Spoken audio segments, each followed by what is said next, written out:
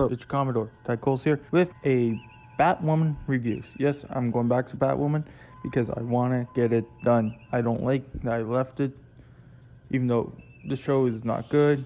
It has very bad reception and stuff. I said I was going to review it. I'm reviewing it. So this is Batwoman, Season 1, Episode 7, Tell Me the Truth. So we start with your standard recap, but most of it's just from the previous episode, which did help me because I haven't watched it in almost a year. So Kate, with her opening monologue, she seems like she's questioning herself. And how did Bruce deal with it? You spent night after night in these same shadows, prowling, hunting, hiding, and you did it in secret, all alone. To me, it sounds like some self-doubt cropping up.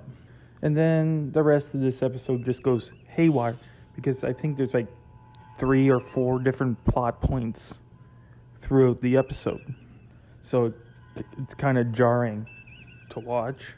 They could have all been their own separate episodes, but they crammed into one episode. So she stops an assassination attempt.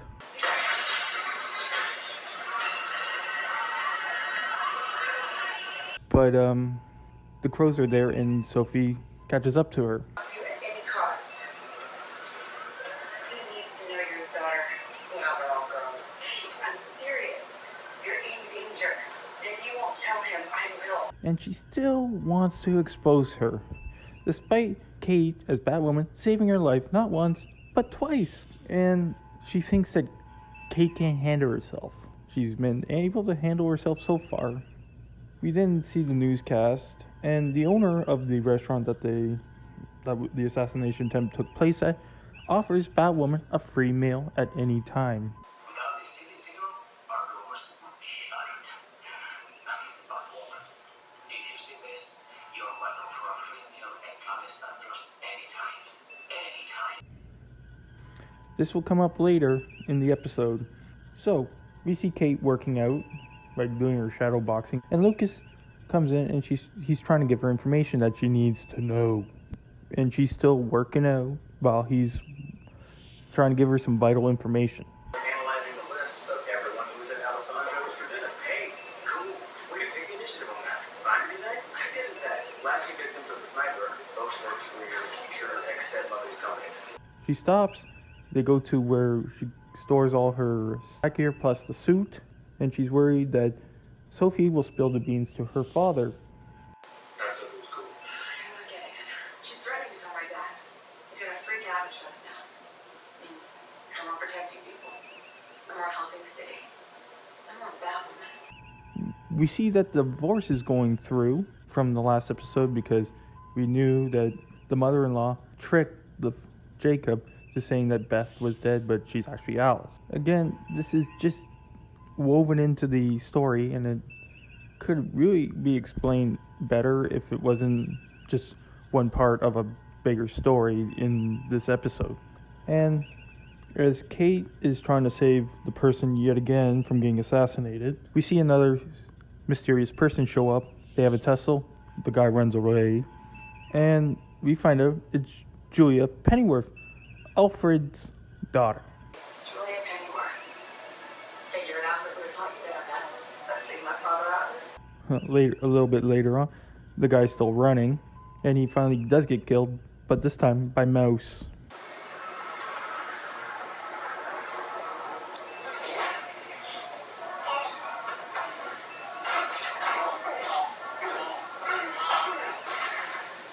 And it looks like Alice is the one behind all these murders, because she hired this assassin called the Rifle to eliminate these 3 people, because they're the ones that designed that shockwave gun that can penetrate the batsuit. But you're also given subtle hints that there might be someone above Alice pulling the strings, or at least there's a bigger baddie that has yet to been revealed. Time to hand over what she promised me in return. Easy, Blondie. Where is it? She's not giving you anything until she finds out that works. We get a little chit chat between Kate and Julia, possible team up. Also, we learned that Julia helped train Kate in her earlier days, shortly after she got kicked out of the military academy. Yeah, but done for it. Of course you are. Chip off the old block. I was just going to suggest to Kate that we all team up and this might be faster. What do you say? Not happening. Unless you forgot the last time we teamed up. When I first met Julia, she was pretending to be a Krav Maga teacher. She'd just been notably expelled from military school, sent her to train with strangers around the world, and Bruce asked me to check up on his favorite cousin without making it seem like I was babysitting. And interesting fact that Bruce actually sent Julia to take care of Kate, but not look like she's babying her. So it makes me wonder, does Bruce care more about his niece Kate than her own father cares about her? Because Bruce sent someone to look after her. You don't hear anything about Jacob, her father, doing anything for her. And we get another flashback. The allegation of homosexual conduct. Citing the above denial will drop all disciplinary action and permit the cadet in question to re-engage with all academic activity. Okay, we're back at the restaurant, and they framed the bullet.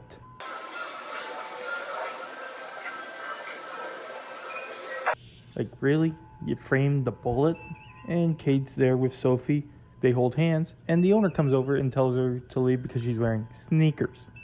Yeah, no, and it's proven that this owner is a huge homophobic man. And Kate makes a huge scene about this. Yeah, one snap from her, and she will shut this place down faster than you can say, gay people make me feel uncomfortable. I know this is a tough subject to talk about, so I'm just going to leave it there because I don't want to open that can of worms.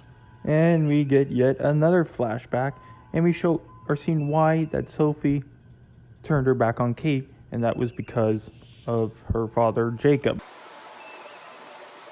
But if you think you're going to walk out of there without signing that letter of denial and still graduate, you are in for a major disappointment. Kate goes back to see Lucas and Julia, and we might get to see a crazy plan C, which I would just call plan crazy. How do we keep him from shutting us down?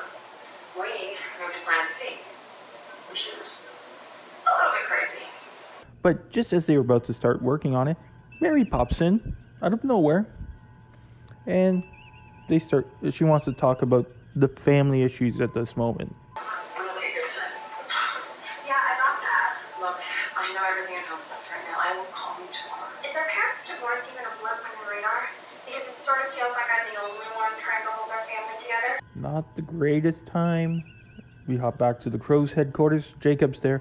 His soon-to-be ex-wife, the weapon that they were planning, has been stolen. Sophie comes in and tells Jacob, blurts it out that you have to stop this weapon because Kate is Batwoman. The gun can kill Batwoman. That's not really my problem. Actually, it is, sir. I said I'll deal with it another time. Sir, she's your daughter. Kate is Batwoman. But does Sophie have so little of an opinion of Kate being able to take care of herself? Without your help, she's been able to take care of herself no problem. Why do you think she can't handle herself this time? A quick scene with Alice, and it looks like she has her hand on some more stuff. It looks like some sort of vial, and it's probably likely going to kill someone.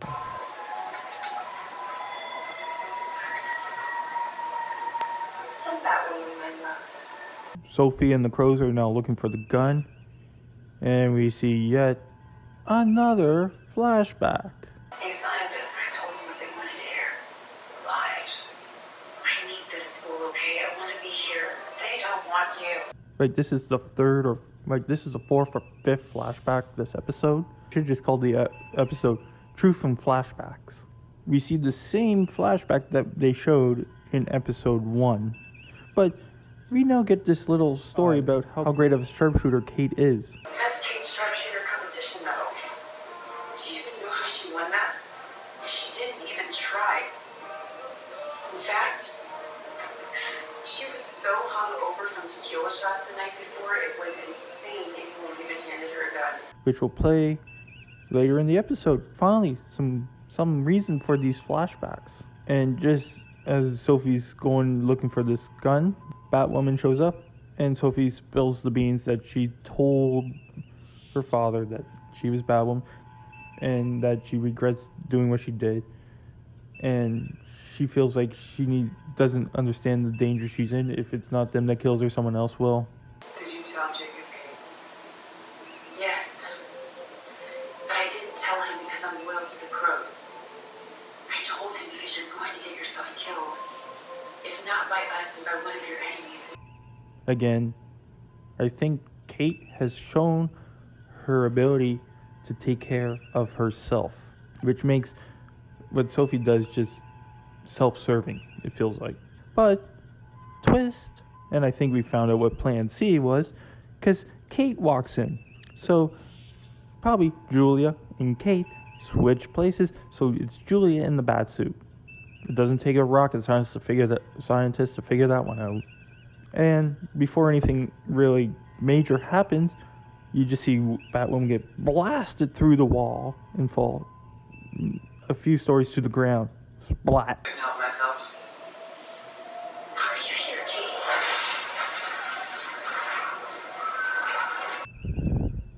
And the Crows pick her up and start to take her away to their headquarters. We see Kate follow them, and here's where that story comes in handy.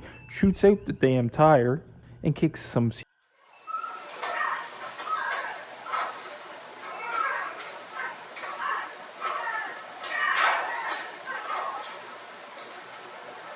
Hey, it's been proven so far in these episodes that Kate's gone through extraordinary training and was in the tops of her classes when she was at the academy.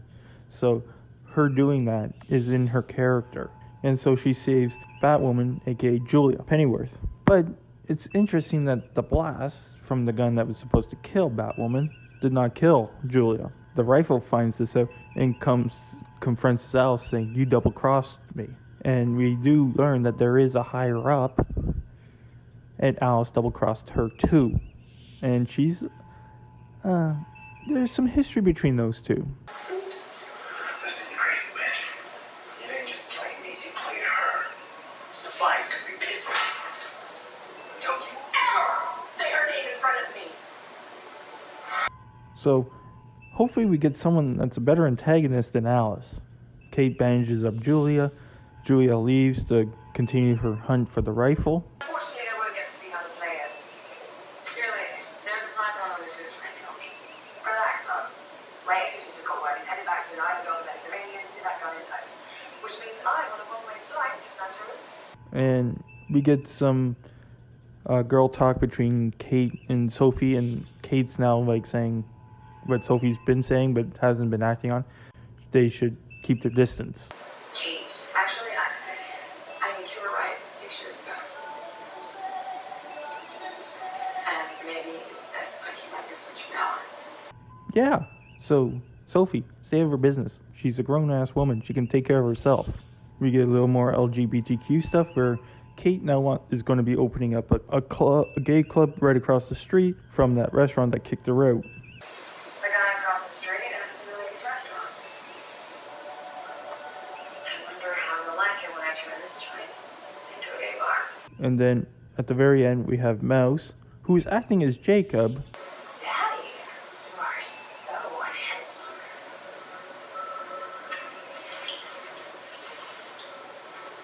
Catherine seems to think so. How long was he as Jacob in this episode? It makes you wonder, did Sophie tell the actual Jacob that his daughter's Batwoman? And Alice is set to kill her former stepmother with that vial that is confirmed to be poison. We need to be in our prime if we are to host the most memorable Mad Tea Party Gotham has ever seen. But it just, when you see her act, it looks like she's struggling to act crazy. It's like, I've said it in every episode so far, I think she's just a wannabe Harley Quinn with parent issues. So overall with this episode, just too much, too quickly. It's like all over the place. And I think if they focused on one or two of the storylines, it would have been far better to follow along and actually might have been more entertaining. but one of the better episodes, I believe. So for your Commodore titles, live long and prosper. Hailing frequencies close.